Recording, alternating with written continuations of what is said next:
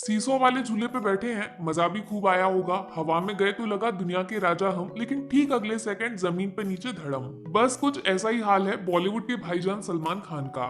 Wanted से लेकर राधे तक इनका करियर हवा में उड़ता हुआ सीधा जमीन पे आ गिरा है, लेकिन अब वापस उठ के छलांग मारने का वक्त आ गया है। जी हाँ, यकीन मानो या ना मानो, द ओरिजिनल सलमान खान, जिनका एक फैन हम सबके अंदर छुपा हुआ है, ही इज बैक। अंतिम द फाइनल ट्रुथ, ये है वो फिल्म जिसका इंतजार सल्लू भाई के फैंस को सबसे ज्यादा था। एंड बॉलीवुड को इसकी जरूरत ठीक उतनी ही है जैसे रेगिस्तान में फंसे किसी बेचारे प्यासे को पानी की। बॉस आप कुछ भी बोलो, लेकिन मास फिल्म की असली डेफिनेशन यही होती है। वो 2-3 घंटे जो थिएटर में निकल जाएं, उनमें सारे टेंशन वगैरह भूल के आप सिर्फ आंखों के सामने वाली दुनिया को एंजॉय करने लग जाओ। ठीक 24 घंटे पहले मैंने सत्यमेव जयते 2 देखी, जिसको मास मास चिल्ला के बेचने की खूब कोशिश हुई, लेकिन रिजल्ट हॉस्पिटल में बेड बुक कराना पड़ा। वहीं अंतिम ने अपना काम एकदम चुपचाप किया है। कंटेंट को शोर मचाने की जरूरत नहीं पड़ती, भीड़ वहां अपने आप इकट्ठी हो जाती है। कहानी महाराष्ट्र के किसान की है जो अमीर के पैसों की ताकत के नीचे बुरी तरह कुचला जा रहा है। मेहनत भी करेगा, कुर्बानी भी देगा, लेकिन रोटी के साथ पनीर सिर्फ अमीर के घर जाएगा।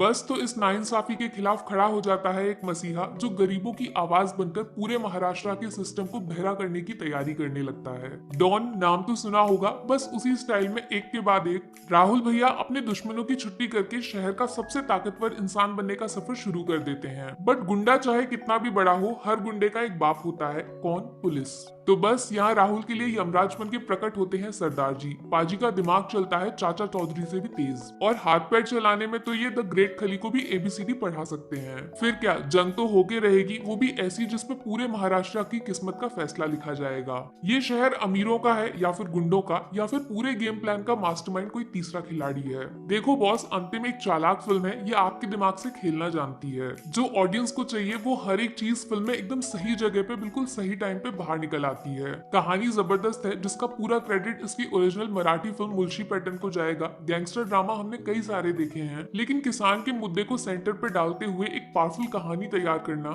जो सिनेमा के पर्दे से बाहर निकलकर असली दुनिया के लोगों से कड़वे सवाल पूछती है, इसके लिए मेहनत लगती है गुरु।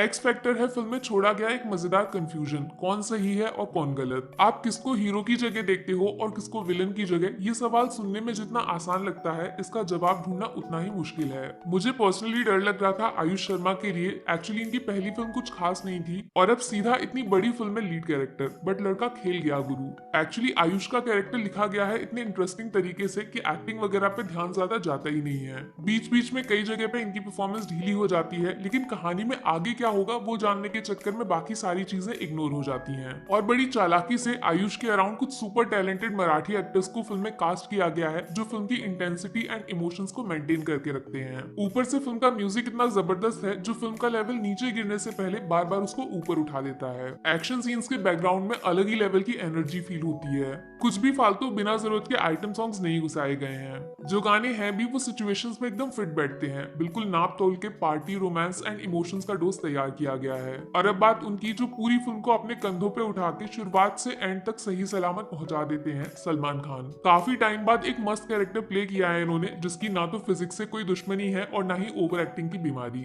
Salman S police inspector film को काफी सूट करते हैं। एक्शन सीन्स भी कुछ इलॉजिकल नहीं, सिर्फ हाथ पैर या बंदूक का इस्तेमाल होता है। इनके थ्रू पुलिस का एक हिडन नजरिया भी प्रेजेंट किया जाता है, जिसमें ये पुलिस की ड्यूटी शहर को बचाना नहीं बल्कि नेताजी को नए नए गुंडे सप्लाई करना बताते हैं। अब मुझे नहीं पता कुछ लोग जबरदस्ती फिल्म को क्रिटिसाइज क्यों कर रहे हैं, वो भी सिर्फ इसलिए क्योंकि इसमें सलमान खान है। पसंद नापसंद एक तरफ, लेकिन झूठ तो मत बोलो कम से कम। माना अंतिम कोई फ्रेश यूनिक कहानी नहीं है और कुछ नया देखने को नहीं मिलेगा, लेकिन फिल्म की कहानी बताने का तरीका वो तो जबरदस्त है। ये टिपिकल बॉलीवुड मसाला फिल्म है जिसमें एक्शन है, सस्पेंस है, म्यूजिक है और एंड में एक मजेदार ट्विस्ट भी है। तो यार मेरी तरफ से अंतिम को 5 में से 3.5 stars. 1 star Ayush versus Salman वाले फेस ऑफ सीन्स में डाले गए खतरनाक बैकग्राउंड म्यूजिक के लिए। 1 स्टार हीरो और विलन दोनों के बीच में फर्क खत्म करने वाली दमदार राइटिंग के लिए जो सोचने पर मजबूर कर देगी। 1 स्टार फिल्म की स्मार्ट एंडिंग के लिए जो सही और गलत दोनों को चुनने का फाइनल रिजल्ट क्या निकलता है वो बेहतरीन तरीके तरीके से समझा देती है। और हाफ स्टार छोटे छोटे इंटरेस्टिंग कैमियोज के लिए जो lead cast Ayush and Salman दोनों के अराउंड कहानी को बिल्ड करने में पूरी मेहनत करते हैं।